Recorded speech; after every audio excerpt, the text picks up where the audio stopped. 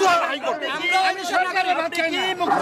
বলেন সরকার, আপনি বলেন প্রধানমন্ত্রী। আজকে প্রধানমন্ত্রী বলছে আমাদের, আমিও বলবো জি বলেন, জনগণের কষ্ট হচ্ছে। মুক্তিযোদ্ধা তুমি সম্মান দিচ্ছি, আমি তোমাকে ভাতা দিচ্ছি, তোমার ছেলেকে চাকরি দিচ্ছি, তোমার স্ত্রীকে ভাতা দিচ্ছি, তোমার নাতিকে দিচ্ছি, তারপরে আর কি চাও?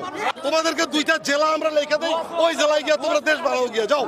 বঙ্গোপসাগরে বহু দ্বীপ জাগছে, তোমরা সব মুক্তিযুদ্ধ ওইখানে গিয়া একটা দেশ বানাও যাও। কোথায় press club? What is this press club?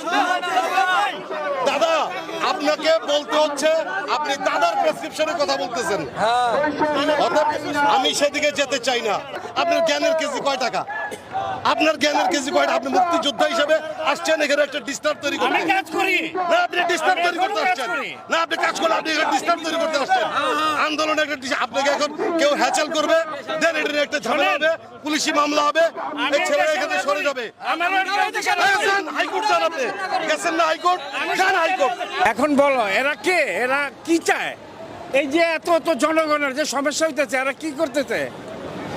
কিরে বাবা, এদিকে আসো বা, তোমরা একজন কথা বলো। তোমরা এটা কি করতেছো? জনগণের এতগুলি গাড়ি, এত লক্ষ লক্ষ গাড়ি, লক্ষ লক্ষ মানুষ আটকে দিয়ে তোমরা কি করতেছো? মানুষদেরকে আমরা কালকে আমরা কালকে বিকাল 3টার সময় এটা এই কারণে বলে দিছি যাতে মানুষের কোনো কষ্ট না হয়। আমরা মানুষদেরকে সরকার তো আমাদের কথা শুনতেছেন। আপনি বলেন সরকার, আপনি বলেন প্রধানমন্ত্রী। আজকে প্রধানমন্ত্রী বলছে আমাদের, আমিও বলবো, জি বলেন, জনগণের কষ্ট হচ্ছে। বলেন প্রধানমন্ত্রী বলেন, প্রধানমন্ত্রী বলেন। আমরা ছাত্ররা এক মুহূর্ত রাস্তা থাকতে চাই না। আমাদের দাবি মানে নিলে আমরা এই মুহূর্তে রাস্তা ছেড়ে চলে যাব। আপনারা সরকারকে বলেন আমাদের দাবি মানে নিলে আমরা এই মুহূর্তে উঠে যাব। ওদের দাবি আদায়ের প্রক্রিয়াটাকে আপনি বলেন, আমরা কি করব? আপনি বলেন। আপনার মতো আমি হয়েছি, আমার বাবা মুক্তিযোদ্ধা, বাট সে তার সনদ আমাকে দেয় নাই। সে বলছে আমি আমার জীবনটা তো দিয়ে দিছিলাম সে 71-এ, তুমি বাবা হিসেবে আমাকে পাইছো, এটাই বড়। সে আমাকে দেয় নাই তার মুক্তিযুদ্ধের সনদ, সে নিজে একটা ভাতা তোলে না। আমাকে মুক্তিযোদ্ধা কোটায় কেন সুবিধা পাইতে দেয় নাই। আপনি কেন চাচ্ছেন? আপনি কেন কোটা চাচ্ছেন? আজকে শুনুন, আপনি বলেন আপনার দাদার বাবার নাম কি? ভাইজান আপনার দাদার বাবার নাম কি বলেন? কৃষ্ণচন্দ্র। কৃষ্ণচন্দ্র। আপনার দাদার নাম কি? আমার দাদার নাম হলো ঠাকুর দাদা। আচ্ছা, আপনার নাম কি? আমার নাম সখাদা। হ্যাঁ, আপনার ছেলের নাম কি? আমার ছেলের নাম সৌরভ চন্দ্র দাস। তার ছেলে পরে কি আপনার দাদার বাবার নাম বলতে পারবে? আমার নাতি কি আমার বাবার নাম বলতে পারবে?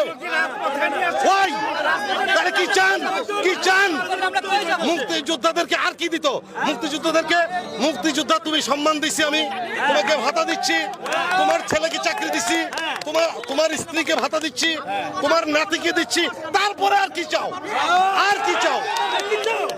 চাও? তাইলে তোমরা দাবি করো তোমাদেরকে দুইটা জেলা আমরা লেখা দিই, ওই জেলায় গিয়ে তোমরা দেশ বাড়াও গিয়ে যাও। বঙ্গোপসাগরে বহু দ্বীপ জাগছে, তোমরা সব মুক্তিযুদ্ধ ওইখানে গিয়া একটা দেশ বানাও যাও। ইসলামের একটা সীমা থাকা উচিত। এই শুনেন দাদা, একটা কথা বুঝেন, 25টা রেলওয়েতে রিসেন্ট একটা পরীক্ষা আছে, সিট হলো 25টা, 20টা হলো মুক্তিযোদ্ধা কোটা, আর 2টা হলো আদিবাসী কোটা। রইল কটা? 18 কোটি মানুষের জন্য কি 3টা সিট? আপনি বলেন, আপনার ছেলে চাকরি পাবে কোথায়? বিবিএ পাস করে? আপনার ছেলে বিবিএ পাস করে চাকরি পাবে কোথায়? কোথায় press club? What is this press club? দাদা, আপনাকে বলতে হচ্ছে আপনি দাদার প্রেসক্রিপশনের কথা বলতেছেন। অর্থাৎ আমি সেদিকে যেতে চাই না। আপনার মতো বয়স্ক লোক না, তার মানে কি? তার মানে কি? You are agent of government. আপনি এই ছেলেদের আন্দোলনে শরিক না হয়ে তাদেরকে জ্ঞান বিতরণ করতে আসছেন। আপনার জ্ঞানের কেজি কয় টাকা? আপনি মুক্তিযোদ্ধা হিসেবে আসছেন এখানে একটা ডিস্টার্ব তৈরি করতে। আমি কাজ করি না, আপনি ডিস্টার্ব তৈরি করতে আসছেন না, আপনি কাজ করলে আপনি এখানে ডিস্টার্ব তৈরি করতে আসছেন।